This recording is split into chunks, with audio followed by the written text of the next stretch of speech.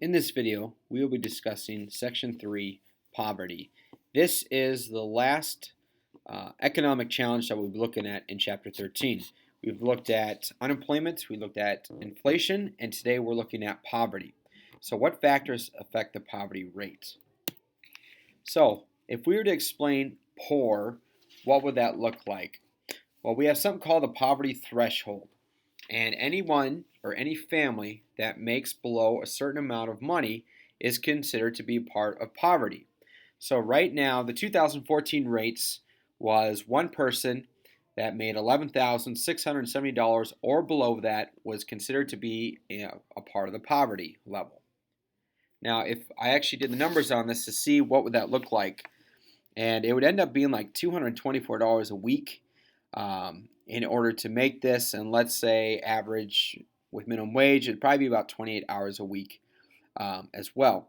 So it's not a lot of hours and not a lot of pay when it comes to per week when we talk about this poverty threshold. For a family of two, it's $15,730, and for four people or a household of four, it'd be $23,850. So family and household is described in this way. So anyone that is above that amount is considered to be poor. We have something called a poverty rate. And with this one, we are looking basically at some different demographics that we find in this poverty threshold. Race and ethnic origin, type of family, age, residence. Race right now, it seems to be African Americans, Hispanics, Native Americans. These rates are twice what they are from Caucasians. And so a lot of programs are designated trying to help these people groups. Also, type of family. It's usually type of family you find is a single mom with kids. If it's a single mom, it tends to be 6 times greater than a two-parent home. So we see that the type of family affects the poverty rates. Age. Children obviously are on the lowest rate that we're finding right now as well.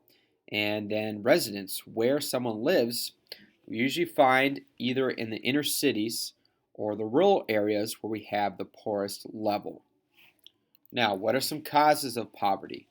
Well, the shift in family structure. 1960s, we saw the explosion of divorce come onto the scene, and this is where we really begin to see some of the poverty take off. A lot of single moms was happening as a result of this.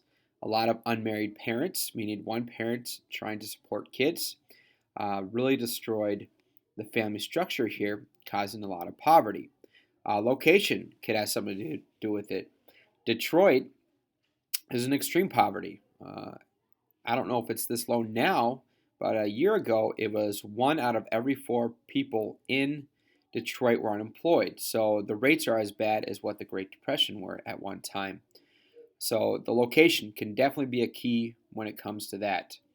Also, it could be transportation is limited in Detroit when it comes to this. If there's no jobs and you can't travel, you're really stuck in one area. Next, we have racial and gender discrimination that is out there. That does still exist.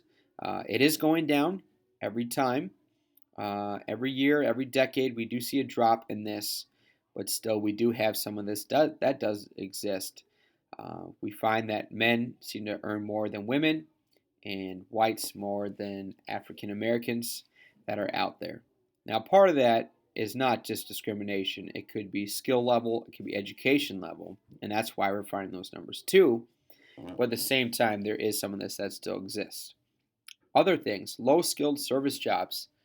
So, if you were born and working during Industrial Revolution, we would have a surplus of jobs. You wouldn't need much skill. You can go work in a warehouse, a manufacturing job, have a good, decent paying job, and that wouldn't be a problem. The problem is now that a lot of that has, and this is not a bad problem, but a lot of companies have advanced in technology, have more physical capital, and a lot of people are not needed anymore when it comes to these jobs. So lack of education, low skilled service jobs can be a part of that if there's no education piece that is there. That's why, again, it's so important for education to be around. Income distribution. this is nation's total income. So this would be like our GDP per capita. If we were to take all the citizens of the United States and divided out our GDP, this would be our average. Now, when we look at that, it doesn't look too bad. I think we mentioned the other day it was between $52,000 and $54,000, something like that, which doesn't seem too bad. But the problem is it's not averaged from all the people groups that are out there. So what the government tries to do is to create programs to give these people that are in the poverty threshold an even playing field. So we have programs such as the food stamp program that is there to help people that are in need of money to buy food. If you notice a lot of stores that are out there, you see a growing number of these signs that come in the grocery stores and gas stations. And it's just to help people out that are in assistance of food. We have something else called a Lorenz curve. Lorenz curve is a way to find out how income is distributed among its citizens. So what we do with this curve is they actually divide it up into, let me get my pen here. We divide it up into quintiles. Now quintiles are basically 5 different categories of income distribution.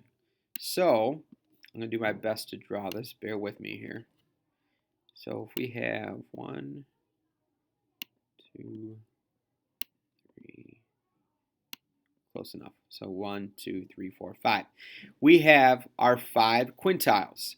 And the way we find out, how do we come up with this poverty threshold? How do we come up with, in the news, if you hear this 1%? So it's based on this Lorenz curve and quintiles. So then what we do is take everyone's income, and it's almost like we just line it up from lowest to the highest amount. And then we divide it into 5 different parts called quintiles. Then from there, we could then, well, in a perfect world, each quintile would be 20%, meaning that the bottom 20% and the top 20%. So we have an even amount. We got a strong middle class in order to find out what this is. So it's 20% is what we'd be looking for. In the assignment we'll be doing after the notes, we'll explain a little bit more about the Lorenz curve and how this works and how we can calculate its percentages. Now, income gap. Why is there such a big income gap from the first quintile, or the lowest 5th quintile, to the top quintile, or the number 1 spot? Well, here's some of the reasons. Difference in skills and education is definitely there.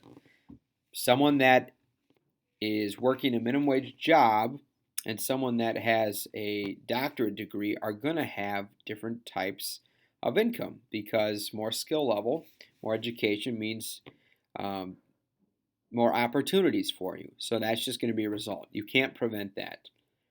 Inheritance. Some people, grandparents, parents, someone in the past, or a friend or an aunt or uncle or someone left a good amount of money to the next generation. So there's inheritance. So depending on your parents' situation or your grandparents, they may be leaving inheritance for you, which could be a part of this.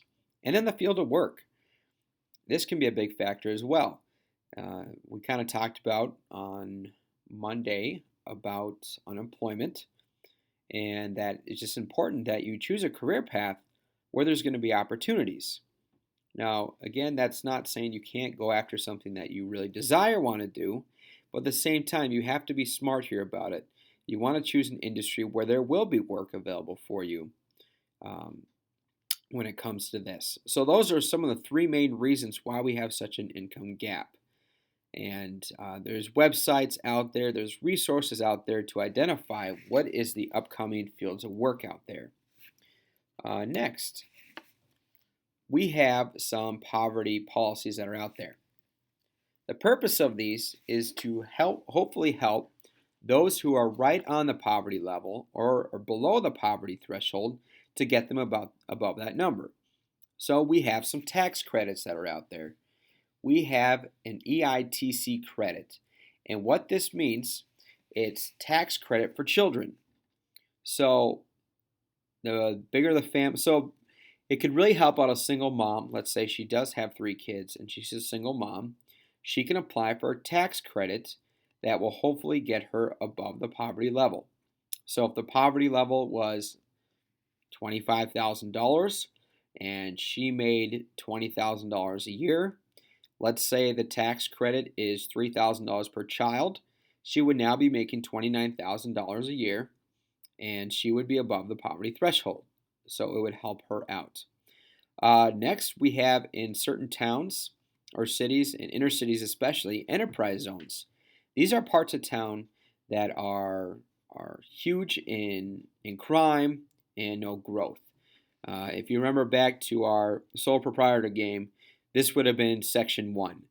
You had extremely low rent, but at the same time, it's not the best part of town. So that would have been like an enterprise zone where we would have really low taxes or no taxes, and then the city would provide opportunities in order for these companies to grow. If you ever been down to Minneapolis, we have a global market down there. That was an enterprise zone to really build up that part of town. We have employee assistance. So those who are looking for work or who need job training, there are programs out there. These are all geared to help people that are on poverty get out of poverty and move on. So a library is a huge resource to those who need employment assistance. Lots and lots of classes being offered there for free. Housing assistance. The goal is not to have anyone homeless, which is nearly impossible not to have anyone homeless, but the idea is that if your rent is $900 and you can only come up with $600, we have a housing assistance where we would provide that additional $300. Then we have welfare reform. The federal government was finding out that instead of them trying to manage every program in every state, they were better off by giving these block grants.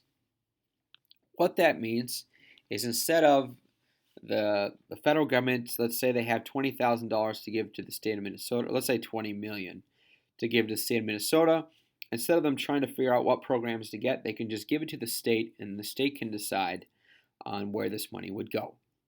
And then we have Workfare. Workfare is a program to help people get off of poverty.